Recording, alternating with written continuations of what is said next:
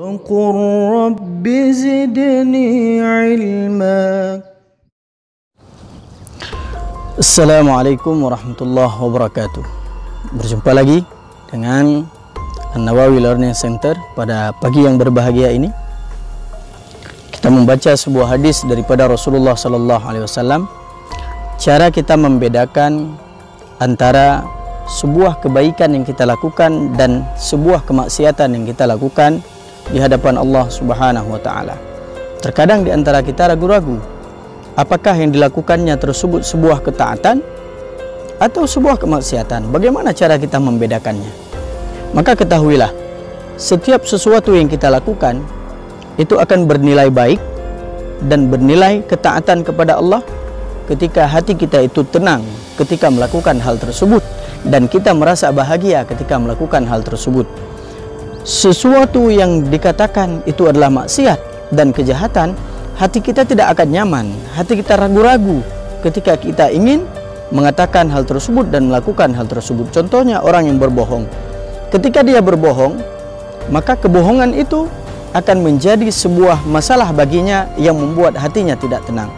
Maka di sini Rasulullah sallallahu alaihi wasallam pada hadis yang diriwayatkan oleh An-Nawas bin Sam'an radhiyallahu an daripada Nabi sallallahu alaihi wasallam, beliau bersabda, al-birru, kebaikan itu adalah husnul khuluq, yaitu berbuat baik dan berkelakuan baik atau berakhlak yang baik. Wal ithmu, dan dosa itu adalah ma haka fi nafsik wa karihta yattali'a alaihi nas, yaitu yang membuat dirimu itu ragu-ragu, membuat dirimu itu susah dan engkau akan benci ketika manusia mengetahui apa yang engkau lakukan.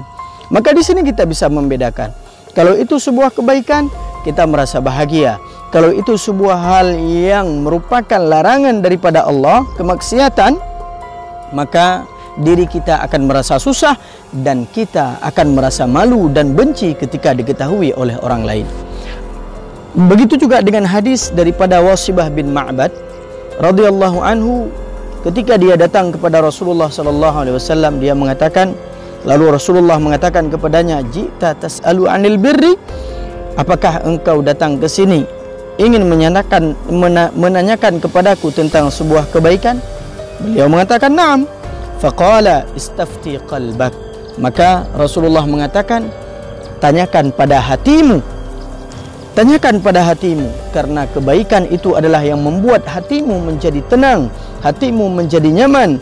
Wa tuma'anna ilaihil qalbu, dan menjadikan hatimu itu menjadi nyaman, jiwamu itu menjadi tenang. Wal ithmu, sedangkan sebuah kemaksiatan dan dosa itu akan membuat mahaka fin nafsi wa taraddada fis sabri, yang membuat hatimu itu menjadi sempit, dadamu itu menjadi sempit, merasa susah dan gelisah.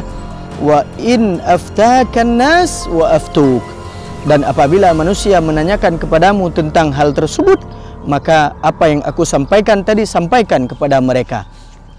Artinya adalah bagaimana kita membedakan antara sebuah kebaikan dan kejahatan. Maka tanyakan pada hati kecil kita. Kenapa? Setiap kita diberikan kadar keimanan oleh Allah Subhanahu wa taala, maka tergantung dengan apa kita mempergunakan keimanan tersebut. Apakah kita akan membuatnya menjadi tenang dengan taat kepada Allah Subhanahu wa taala, atau kita akan membuatnya menjadi susah, gelisah, merasa tidak nyaman dan kita takut diketahui oleh orang lain?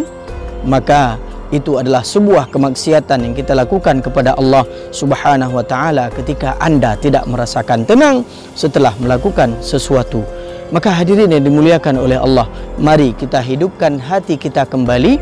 Tanyakan kepada diri kita, apa yang sudah saya lakukan? Apakah membuat kita menjadi lebih nyaman atau membuat hati kita menjadi lebih susah? Dan susah tersebut akan merendahkan imun kita atau daya tahan tubuh kita sehingga kita mudah terserang oleh penyakit. Maka kembali kepada Allah Subhanahu wa taala, bertaubatlah kepada Allah Subhanahu wa taala. Mudah-mudahan Allah menerima taubat dan amalan-amalan kita. Assalamualaikum warahmatullahi wabarakatuh.